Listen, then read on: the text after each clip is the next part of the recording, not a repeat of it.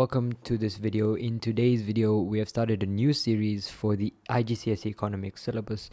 And the content is the same, but rather I was not liking the way I structured the videos previously. So now this is a more newer type of video, and I will be covering all the topics and all the chapters that you need to know. So there will be 6 videos covering all the 6 chapters, and then after that, I will be doing past paper videos for all the chapters, or we'll see how that works, maybe all together, and we'll see how that goes. So this is the first video. This is the first chapter. The first chapter is the basic economic problem. On your screen, you can see this is the syllabus, and this is what we're going to be covering in today's video. So we'll be having a look at the first of all, what is economics? Then we'll have a look at defining this economic problem, looking at economic goods, free goods, looking at the factors of production, looking at opportunity cost, and then looking at finally the PPC curve. So this is the smallest chapter out of all the 6, and this is sort of the introductory to economics. Okay, now this video is for all those who are doing the IGCSE 0455 syllabus for 2023 onwards, 2024 onwards, right? And there's not a big change from my old videos, but rather, as I said, it's more of the structuring, and I wanted to just change here, just improve the video quality and improve the recording as a whole. Okay, so without wasting any of your time, and we're just gonna go straight into the content, and let's actually begin. Okay, so let's start off with asking ourselves first of all, what is economics? Okay, when we study economics, what is the first thing that comes into your mind? Okay, so if I just paste this right here and just say, what exactly is this subject all about? Okay, and in fact, that is the first chapter. That is what the first chapter talks about. Now, according to Wikipedia, economics is the social science that describes the factors that determine the production, distribution, and consumptions of goods and services. Let me just actually put that up for you right here. And this is the actual definition according to Wikipedia. So it says that economics is a social science, right? It's a social science that describes the factors that determine the production. Now, later on, you'll learn that we have 4 factors of production. In fact, even in the syllabus, we have 4 factors of production. Now, before even dwelling into all of that type of stuff, let's just get the basic gist of what exactly economics is. Now, under economics, the reason why we have economics is because, first of all, is that us humans, we always want more and more. But there's a consequence with that, because we do not have enough resources for that, right? Because if there's only a limited amount of diamonds, us humans cannot have a needless amount. We cannot have unlimited amounts of products with diamonds because we have fewer diamond resources. So that's where the subject economics comes into play. Economics looks at the resources, looks at our wants, looks at our needs, and it comes up with a solution. And that is exactly what economics is, in just a simple summary. Again, you do not need to understand this. I will keep referring back to the syllabus, because here it says that the economics, right, just looking at economics, is that we just need to know that economics, we just need to know about the economic problem. We don't need to know what economics is. So we'll come to that in just some time. Okay.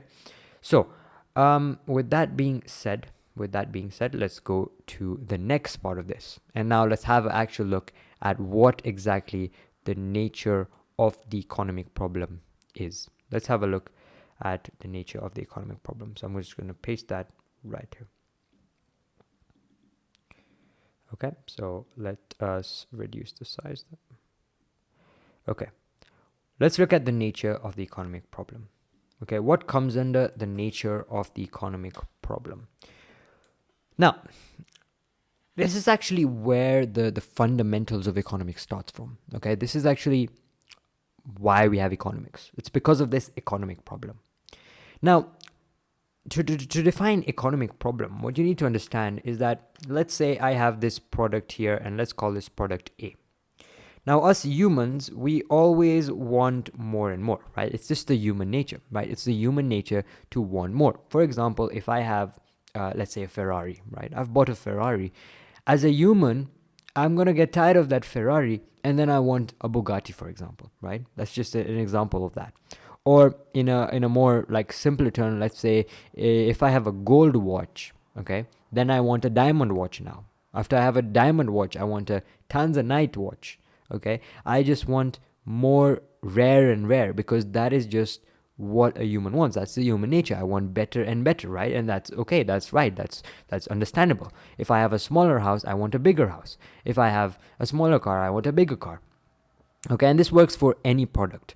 So let's say, all these humans, they want this product A, for example. They want this product A.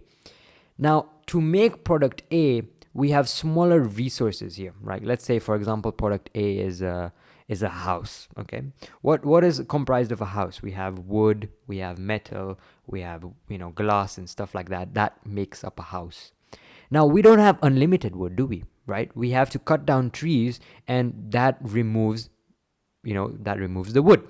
So there will be at one time or one point of the life where we won't have trees. Okay, but of course there's planting and stuff like that. But let's say you cannot replace that object. Let's say like diamonds, you cannot grow more diamonds, can you? It's a limited good. So the economic problem, what it deals with is, first of all, we have resources. Okay, so these are called resources. Okay, these are called resources. Resources are the inputs required for the production of goods and services, right? This is our first definition that we need to understand here, is what is resources. With resources, these are just inputs that are required for the production of the goods and services. It is the inputs that are required to make this product A right here. Okay, now what is the economic problem? Another definition that you must remember is something called scarcity. Okay, you'll hear this quite a lot of throughout the syllabus. But what is scarcity? Scarcity is a lack of something. Okay, it's a lack of something. Okay, what does that mean? Now, in the economic problem, or the fundamental economic problem, is that there is scarcity of resources. What does scarcity mean? Okay, I said it's a lack of something. Scarcity means that there's not finite, there's not infinite, there's finite. That means there are only limited amounts of resources. I don't know if you're understanding this, right? So if we have an object, we don't have unlimited objects, okay? And the best example I like to give is for diamond and gold. We do not have unlimited diamonds and gold, and we cannot make again and again diamond and gold, right? So those goods are scarce, okay? And in economics, this term is very important, and this term is called scarcity. Okay, so scarcity is when there's a lack of something. There's not enough resources to make something. Okay, so what is the economic problem in just the whole, like a quick, if you want to just quickly just talk about what exactly is this economic problem in just one sentence, you need to say that the fundamental economic problem is that there is scarcity of resources to satisfy the human wants and needs. Remember what scarcity is? We said, what is scarcity? We said scarcity is when there's a lack of something, when there's limited. So there's limited resources, but we need to satisfy everyone. And that is what the economic problem is. People want more and more, but we have limited goods. That is what the economic problem is. Okay, so there are finite resources and unlimited ones. There are limited resources. There are only a few number of resources, but the wants from the humans are unlimited. I will never end my wants. I will keep wanting more and more, and that is the human nature. Okay, so that is the economic problem. The economic problem simply states that I have only this many resources, but these people want this much products out of this. So that is the economic problem, and that is what economics does, and that's how it tackles stuff like that. Okay, and that's where price comes into picture. That's where supply comes into picture. That's where demand comes into picture. There's a lot of other factors, and to control this economic problem, we do a lot of stuff, and that's exactly what we study in this syllabus, in this course. Okay. So in the syllabus, I believe they have said that we need to know the economic problem in the context of consumers, workers, producers, and governments.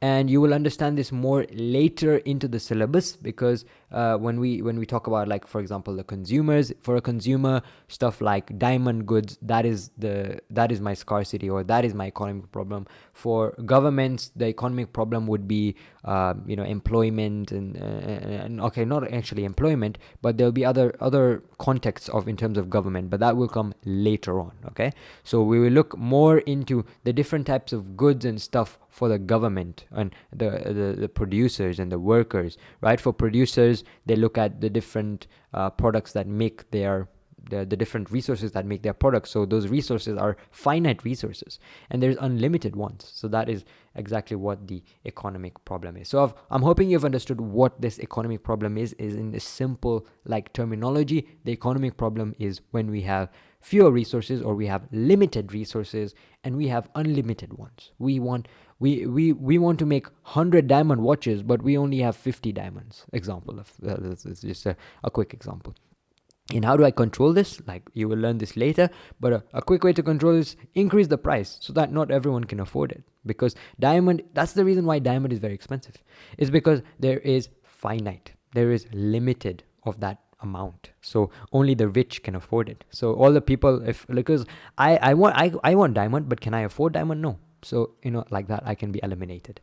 Okay, so I'm hoping you've understood what the economic problem is. Let's move on to the next phrase that you need to understand, and that is the economic goods. Now, economic goods. So here is the definition of what the economic goods are. So if I paste it right here, economic goods, okay, economic goods are those which are scarce in supply, and so they can only be produced with an economic cost or consumed with a price. So economic goods are goods that are made with scarce resources. These are goods that are scarce. These are goods that are made with resources that are not unlimited, right? They're made limited. Now, there's two types of goods. There's actually a good that is actually not scarce. And an example of that is sunlight. We will never run out of sunlight. Okay, so if there's a product relating to, or a good, actually sunlight is the type of good. So if we are relying on resources such as the sunlight, that is actually unlimited. But what we mainly have the problem with is actually economic goods. So economic goods are those which are scarce in supply, and so can only be produced with an economic cost or with a price. And that's why we put a price, and that's actually how price was introduced. Okay, so in other words, an economic good is simply a good with an opportunity cost. Now, what opportunity cost is, you might have learned in your class, I don't know, depending on when you're watching this video, but this is a very common term. Opportunity cost we will learn in this video, but in just a few minutes. Okay, opportunity cost is simply when I have two products. I have product A, I have product B. If I pick product A, right, if I pick product A, what happens to B, right? I have to pick between two. I cannot afford everything. I have to pick between two. So that's just a small, like, a brief explanation of opportunity cost, but we'll come into that into detail later. Okay, so for now you can ignore that. But in economic good, you need to know this for now. Economic good has an opportunity cost, and you also need to know that economic goods are those goods that are made with scarce resources. Okay, and then now let's have a look at the free good. So if I get the definition of the free good as well. So free goods, as I simply said, was with free goods, it was, these are goods that are unlimited, right? So for example, it's sunlight. Okay, so these are simply goods that are abundant in supply. That means that they're unlimited. And an example to that is air. Air will never run out, will it? Sunlight will never run out, will it? Okay, so those are called free goods.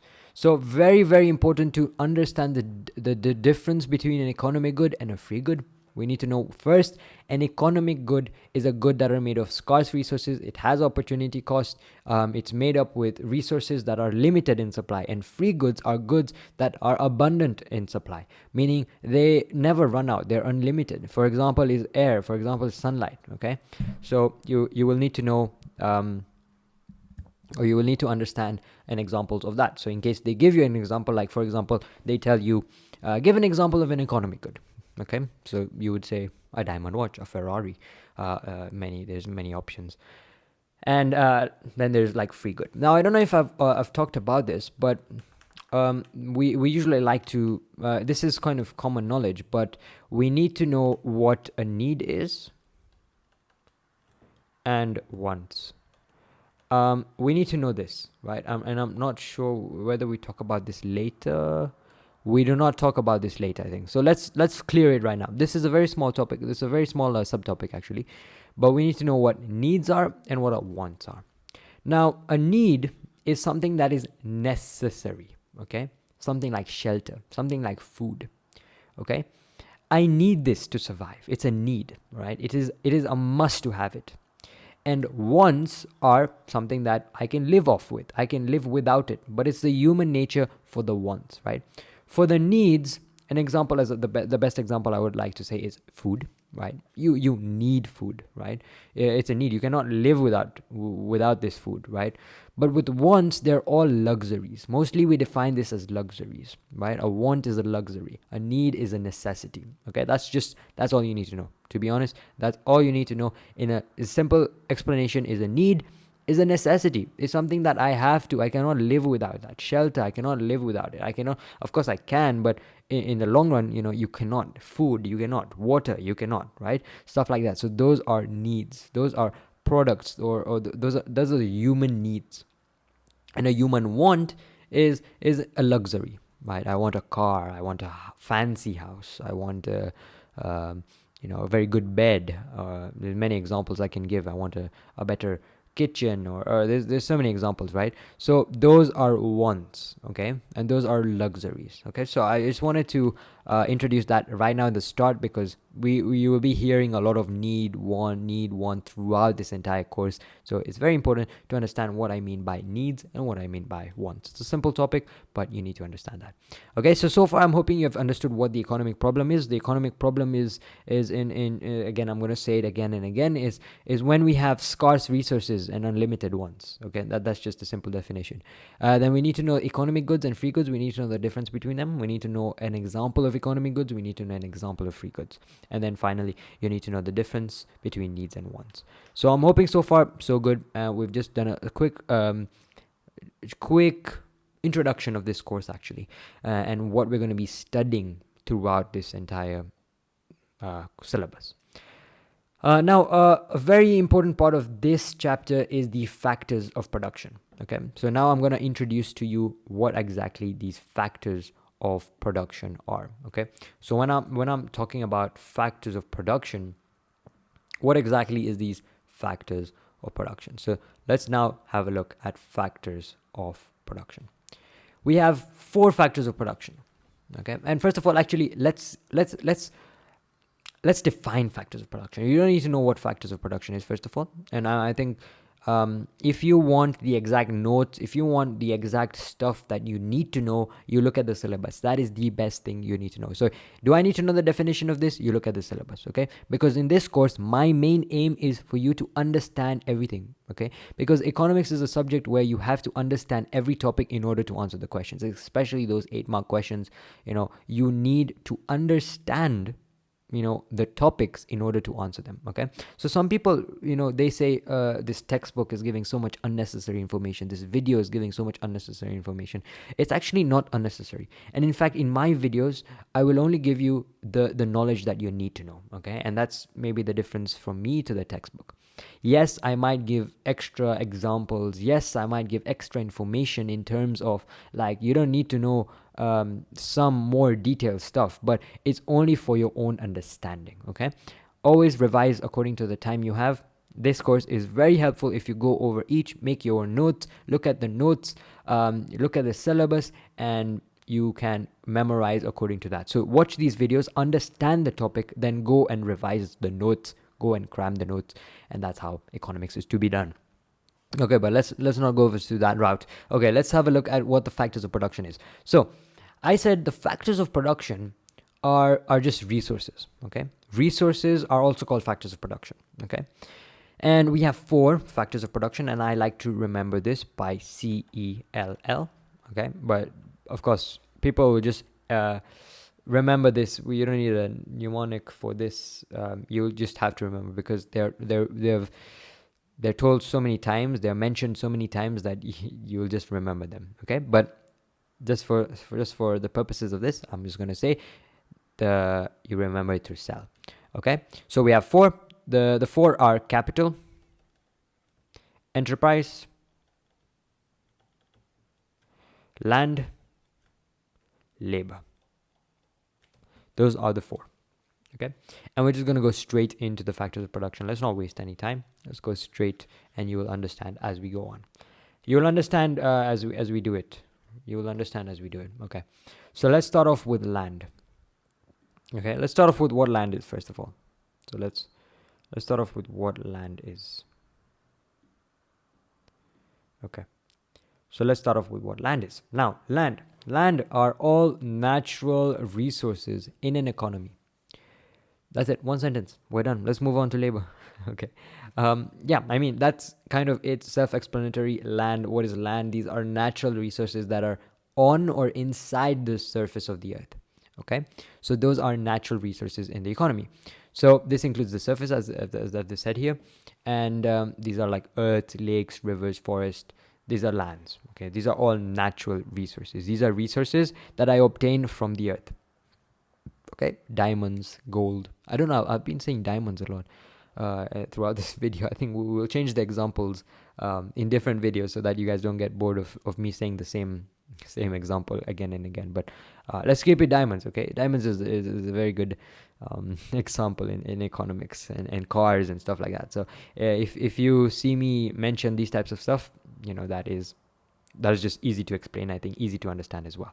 But let me know. Okay, but let me know if you don't want diamonds. Okay, I'll use gold. I'll use silver.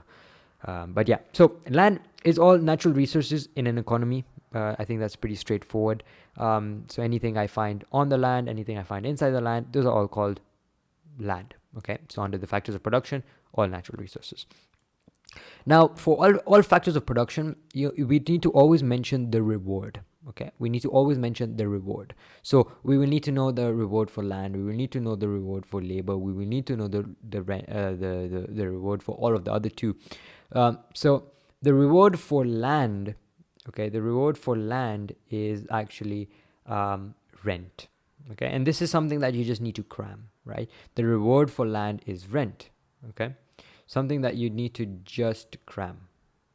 Okay. So the reward for land is rent, and yeah, that's pretty much it, right? Because it's land, the reward is land, the rent, and this you just have to cram that anytime they ask you what's the reward for, what is the reward for, what is the reward for labor? You say it. What is the reward for land? You say it. Okay, now it says, since the amount of land in existence always stays the same, you need to say that the supply is said to be fixed. Okay, this is very important, right? The amount of land never changes. Okay, what do I mean by this? As in, I'm never gonna get more land, will I? This world will never get another continent, is it?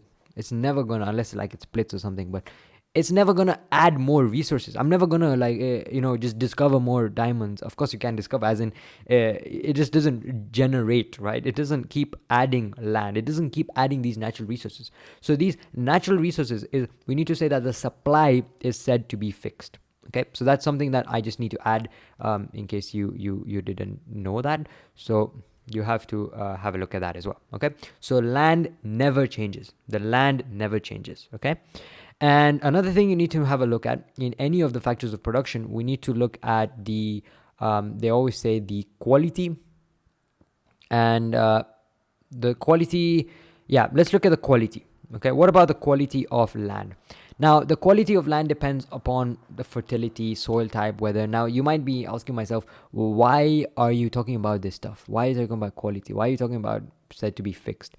Now, the reason when we talk about factors of production, right? So these are the resources that are actually used to make the goods. Okay, so you need to know particularly the types of resources that you use, and that's called factors of production. The first one is land. How do I determine land? So land is, first of all, you need to know is limited. Okay, as I said, I kept saying it. Supply is said to be fixed. The quality depends on the soil type, the fertility, the weather.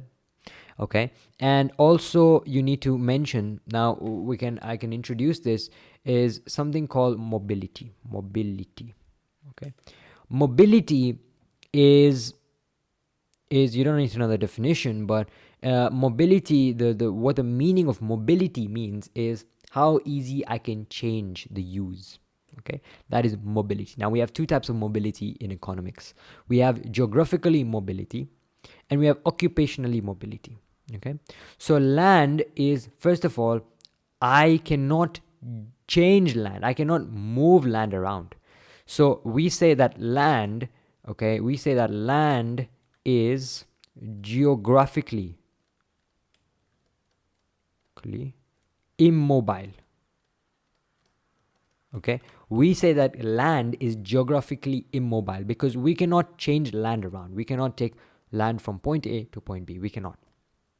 Okay, but since it can be used for a variety of economic activities, meaning because I can use it for many because I can use it for a lot of stuff, right? I can use land for farming, I can use land for civilization, I can use land for building something, I can use it for mining.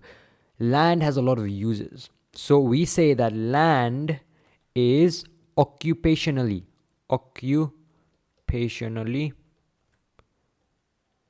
mobile. Now, from these two definitions, I think you will already understand what geographically means, what occupationally means. Geographically, we talk about moving around this land or something like that. Occupationally, we look at the use. We look at the use of this land, right? How we're using this land. So this land is geographically immobile because I cannot change land around, and occupationally mobile, meaning I can use it a lot. Now, this is very important when we're looking at the characteristics of just land, okay? So that's why I'm talking about this. And that's pretty much it for land. So first of all, what you need to know, main things you need to know for land is, first of all, it's natural resources in an economy. The reward is rent, and we need to know that it's geographically immobile and occupationally mobile, okay? I'm hoping you understand what these two terms mean. Geographically immobile means I cannot change around. Occupationally mobile means it has different uses. I'm going to say it again and again because it just enters into your mind, right? If I keep repeating something again and again, you'll be like, oh yeah, this guy keeps saying this guy keeps saying this, right? And that's just how it's just going to enter your brain. So if that is annoying, that is just how I teach, okay? You're gonna thank me later. Okay, so that is all for land. Okay, let's have a look at labor now. Let's look at the definition of labor. Now, the simple definition of labor. So if I come across here, let's paste it. Let's go to the new page and let's paste it here. Let's look at labor now. Okay. When I talk about labor, labor is all the human resources available in an economy. Okay, so labor would be all the human resources that is available. Now, human resources, when I think of human resources, what is human resources, right? Human resources is everything that I do. Like labor is self-explanatory, but I'm just gonna say it because I'm gonna still teach it because it's part of the syllabus. I'm going to teach it like you've never heard of labor, but I know everyone has heard of what labor is. Labor is when us humans actually give a skill. It's actually give a resource. It's actually called a resource because we're giving a skill. So it is the mental and physical efforts. Okay? It is the mental and physical efforts and skills of workers to is what is actually what labor is. Okay? So I'm hoping that's understood again. Labor is all these the resource that we provide because of our mental and physical efforts. Okay, because of those skills, that is what labor is. And this is actually a type of resource, right? Because in a company, we can use land, which is natural resources. We can use labor, we can use enterprise, we can use capital. So you're going to actually see how everything ties up, right? Economics, everything ties up. And I want to make a video of a mind map where everything is tying up to each other, and you will understand the importance of everything, right? How land, labor, capital, enterprise all join into factors of production, how factors of production influence economic problem, how economic problem influences this, that, blah, blah, blah. And that's actually how economics is. It's a whole hierarchy. It's all tied all together. And that's how it works, okay? Let's look at the reward for this. Let's look at the reward for labor. The reward is, so if I paste it right here, the reward here is that it is wages and salaries. So the reward is for work. The reward for work is wages and salaries, okay? That's why for land, the reward was rent. Maybe if you want to understand it in a way that land is you can rent out land. For labor, you have to pay through wages, right? So that's the reward of it. So the reward for a labor resource is actually wages. Let's look at the supply of labor. The supply of labor, when we're talking about the supply of labor, you need to say that the supply of labor depends upon the number of workers, right?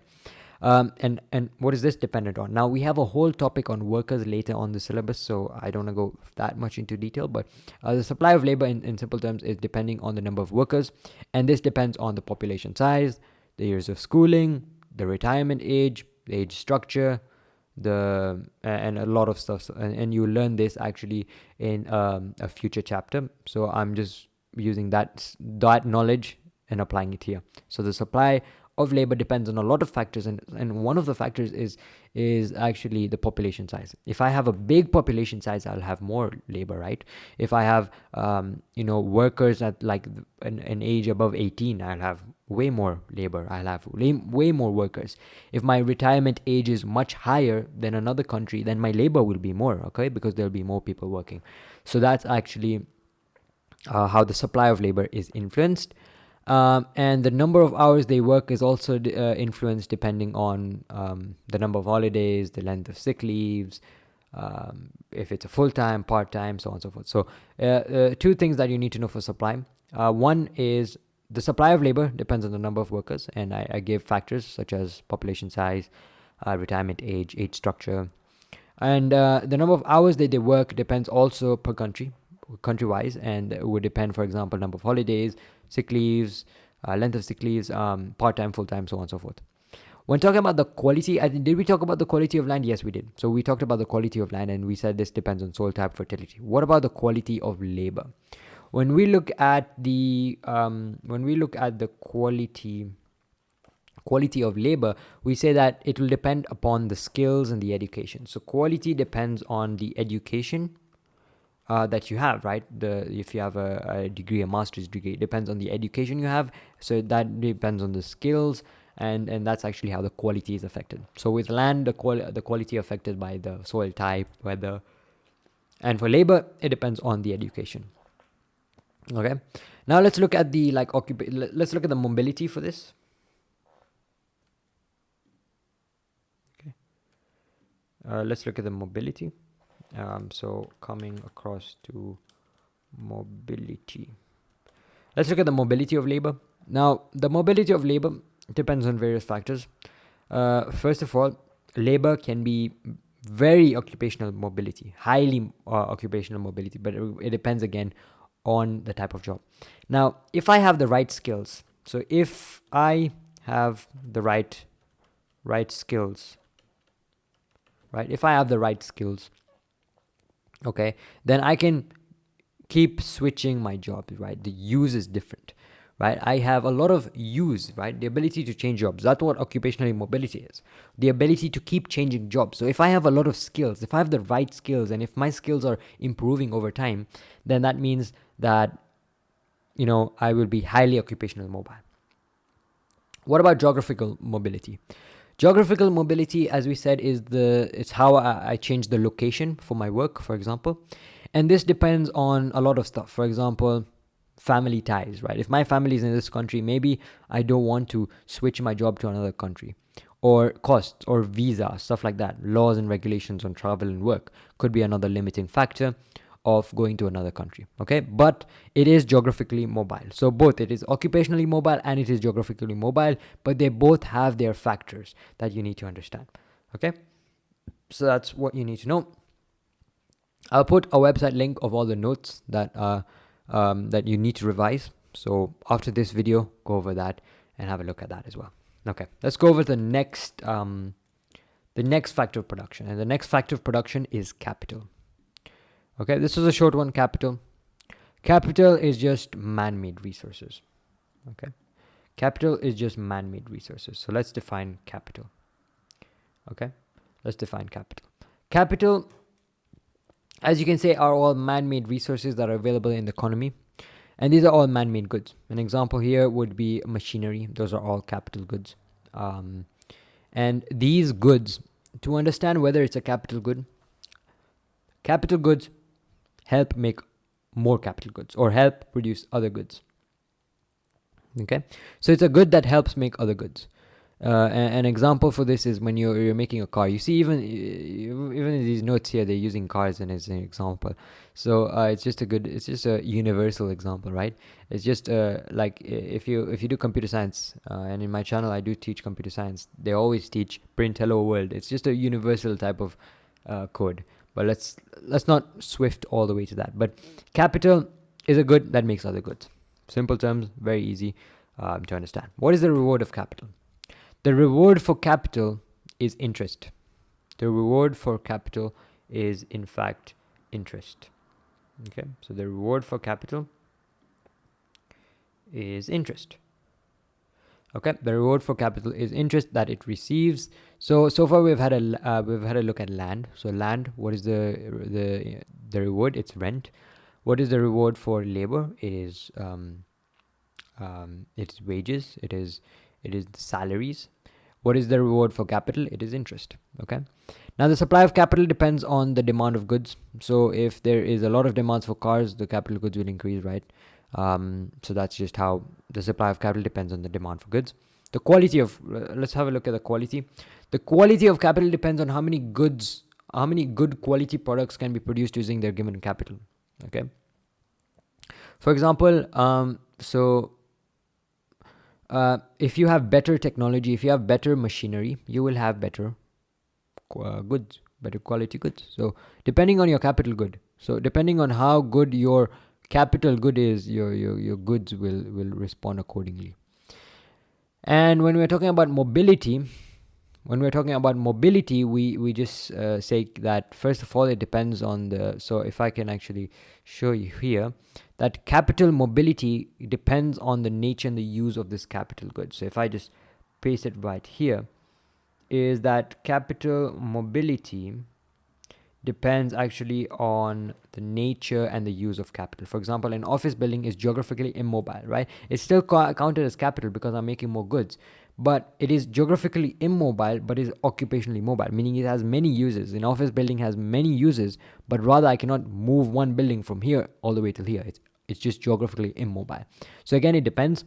So for this mobility type of part of every factor of production, you need to understand more of what exactly is mobility, and then using that you can decide, oh, is this geographically mobile, is this occupationally mobile? So that's actually the trick.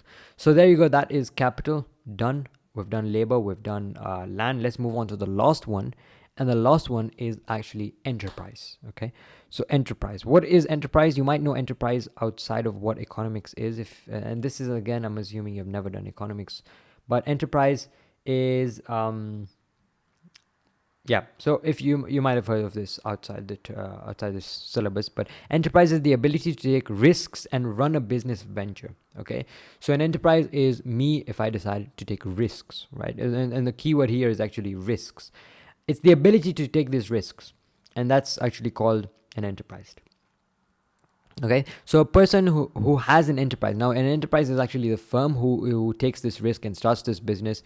So an enterprise is called and a person who runs this enterprise is actually called an entrepreneur. And you must have heard this countless amount of times, of course, in TikToks and shorts and stuff like that. You must have heard an entrepreneur making this much money. So an enterprise is actually the ability to take risks, start a business, and that's whoever starts this is called the entrepreneur. Okay, so there are people who start businesses, and they actually organize all the factors of production. They take the risks, they make the necessary decisions, and they run the firm. So an enterprise actually uses all the other three factors of production to make that business happen. What happens to the reward? What is the reward of this? Let's have a look at that now. The reward of enterprise is profit that is generated from the business, right? This is kind of common sense. Okay, so the reward of this is actually the profit. What about the supply? When we're looking at the supply, it actually depends on the skills, right? The supply depends on the skills. So it says here the supply. Okay, let me just the supply. So the supply of enterprise is dependent on the entrepreneurial skills. It depends on my skills. It depends on my creativity, on my risk taking, on my education, on my taxes, right? And that's how the supply of enterprise is dependent on. It depends on me, just me. Okay, and the quality, of course, will also depend on how I'm able to satisfy and expand the demand in the economy in the most innovative ways. So that's quality again depends on me. It depends. There's nothing like you see with the land. It depends on actually the land. I can't do anything about it. With labor, I can do something about it. It depends on the quality. It depends with capital also. I can do something about it. It means high capital goods produce more quality goods. With enterprises, again, it depends on my innovation, my creativity skills. It depends on stuff like that that actually decide the quality. Okay, so a quick brief of everything is whenever we talk about factors of production, okay, what are the stuff you need to know? First, you need to know the definition. Okay, you need to know the definition for each of them. Second, you need to know the rewards for each of them. You need to know the rewards for each of them. Third, you need to know the supply of each of them. Right? You need to know the supply. How much of a supply are there? Because land is finite. Enterprise is what? Enterprise, it depends. The supply depends on my skills, right? On capital, again, depends on my skills. Then you need to know about the quality, okay? And finally, you need to know about the mobility. So you need to know these five, is it? Yes, these five things for every factor of production. And that's all you need to know for these factors of production. Enterprise mobility. Enterprise is usually highly mobile, okay, both geographically and occupationally. So it's both geographically and occupationally. Again, you need to know what mobility is. You need to know what geographically mobility is. Geographical mobility is the ability to relocate, and occupationally is the use. Okay, so those are that. Now, something that you need to note, and how I'm going to link it with what I said above, because I remember I said that economics is always linked. Okay, and how can I link these factors of production with what I mentioned above? All these factors of production. Okay, all these factors of production are scarce because the time people have to spend working, the different skills they have, it's all scarce because of the following stuff. Okay, so you need to also understand that all these factors of production are scarce in one way or another. For example, like land, of course, is scarce, right? We don't have unlimited of that. Labor is scarce, right? We don't have unlimited labor, right? We have a population size to look at. We have a lot of other factors, right? So that is something that you need to also have a look at. Okay, so if I go back to the syllabus,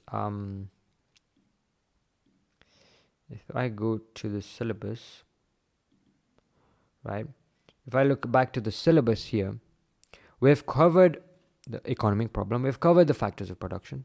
Let's have a look at the opportunity cost now. Let's look at what exactly is opportunity cost, and then we'll look at how opportunity cost is actually linked with production possibility cost. So this is actually quite quick. So first of all, what is opportunity cost? I think let's start off from there. Opportunity cost, the definition that you need to know, and that's all you need to actually know. And I'm not going to waste a lot of time with this, but let's go all the way down here. Paste it right here. Now, opportunity cost is, first of all, by definition, is the next best alternative that is sacrificed, foregone in order to satisfy the other. Let's give an example. Let's say I decided to stay up and study. Okay, and let's put this, and these are all in the notes, by the way, so that I'll put down in the description. And this is the example. Okay, and I'm going to use example 2 because it's much more simpler. Okay, so example 2, it says you have decided to stay up and study. Okay, I have to decide, whether to stay up and study or go to bed and not study. Okay, I have two options. Okay, and this is the best way to explain opportunity cost. I have two options. I have option A and I have option B. Option A is to study. Option B is no study. Okay, now if I choose option B, okay, okay, then the knowledge and preparation that you have gained by staying up is the opportunity cost. Meaning opportunity cost will be A because I lost it. It's the good that is foregone. If I pick option B, what is the opportunity cost? The opportunity cost is A. If I choose B, the opportunity cost is A. If I picked A, let's say I want to study. If I picked I want to study, then my opportunity cost is B because I will now lack the sleep because I could have slept. That's the opportunity cost. That is what I lost because of picking A. But if I pick B, I lost the knowledge that I could have got with A. Okay, so that's all actually what opportunity cost is. The reason why we have opportunity cost is because, remember, goods are scarce and you have to make a decision, right? And governments have to make a decision, producers have to make a decision which product to make, and that is where opportunity cost comes into play. Okay, so you need to always know that opportunity cost is because of the reason why we talked about in the start. It's because of the scarcity of resources, means that there's not sufficient goods to satisfy everyone, and therefore we need to make a decision, and that is what opportunity cost is. Okay, now let's just quickly talk about the production possibility curve. What is production possibility curve? Now, production possibility curve is just to represent this opportunity cost. It's to help us make these decisions. That is actually what production possibility curve is. Okay. Now, into the production possibility curve, what is, you need to know the definition of the production possibility curve. So let me just copy paste that right now. The definition of a production possibility curve. Okay.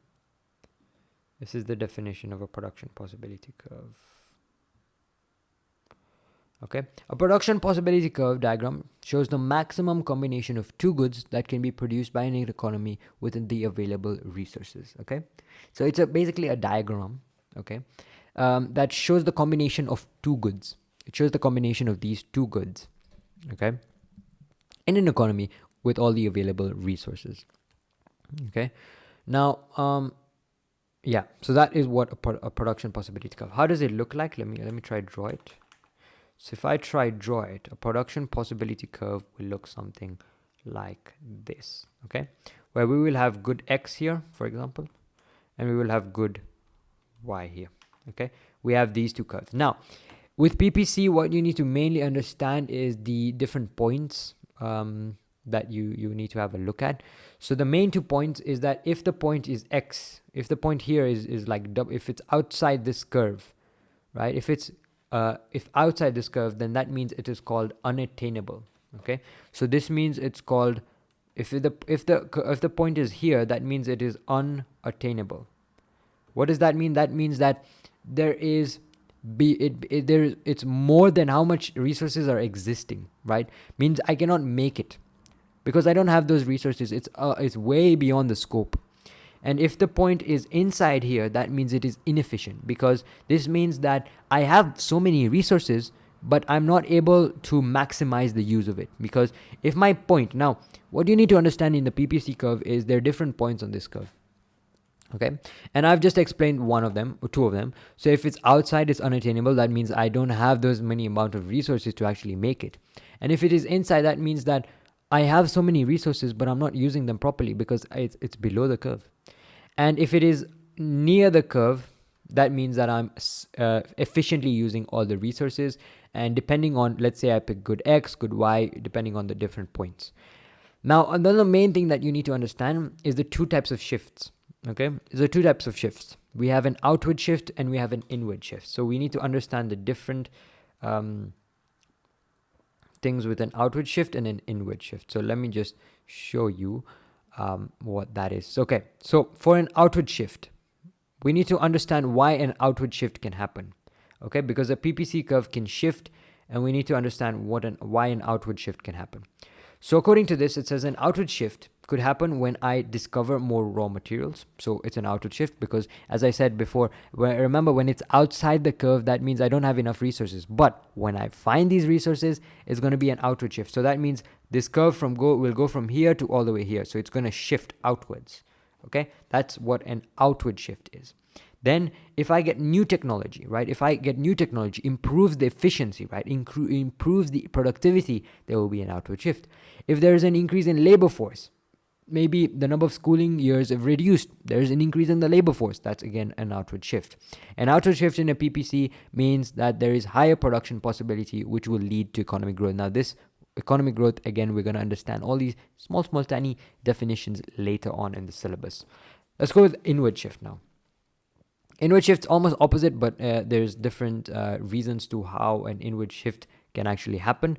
So an inward shift can happen right here, as you can see. So an inward shift can happen When there are natural disasters, so what happens when there's a natural disaster? The resources are depleted, right? So we have less resources, so that's when an inward shift will happen. When there's low investment in technologies, there'll be an inward shift. And when I run out of resources, for example, oil and waters run out, then there will another be an inward shift. Okay, so with PPC, what do you need to know? You need to know the different points, first of all. When the point is inside, when the point is outside, you need to know how to draw the PPC. We'll do more complex drawings of the PPC and so on and so forth later. But a simple understanding of this, you need to know the point inside, the point outside. You need to know the points when it's inside the curve, and then you need to know the two types of shifts, which is the outward shift and the inward shift. Okay, so that's the two things you need to remember. And as I said, I like to always link everything with what we talked about. Is how is opportunity cost with a PPC curve? Okay, so governments, businessmen, producers, consumers, they can calculate the opportunity cost from a PPC diagram. Okay, I can always look at the PPC diagram. Okay, for example, if my point is here, right, that means I am producing more good X and less good Y. So my opportunity cost for good Y, right, you can calculate it like that because I'm picking good X over good Y. So there will be more opportunity cost of good Y. So using that type of stuff, right, I can compare, what to lose, what wants, what is more important, and I can compare the opportunity cost for different decisions. And actually, that is what the production possibility curve is, okay? And in fact, that is I believe, the end of this chapter. And I believe we've covered all of these points. And if we have not, we will cover them in the next topic because everything is interconnected in economics. You will notice that in the next topic, we will still be talking about PPC. We will still be talking about opportunity cost. But again, my aim is for this entire video series that we are having, I'm hoping you will have a very good understanding of economics once we finish all these 6 videos. So stay tuned for the next video. This was the first video, the basic economic problem. I'll see you in the next video. Thank you guys for watching. Hit the subscribe button. Comment if you have any questions, and hit that like button. And I'll see you in the next video, guys. Thank you for watching. Goodbye.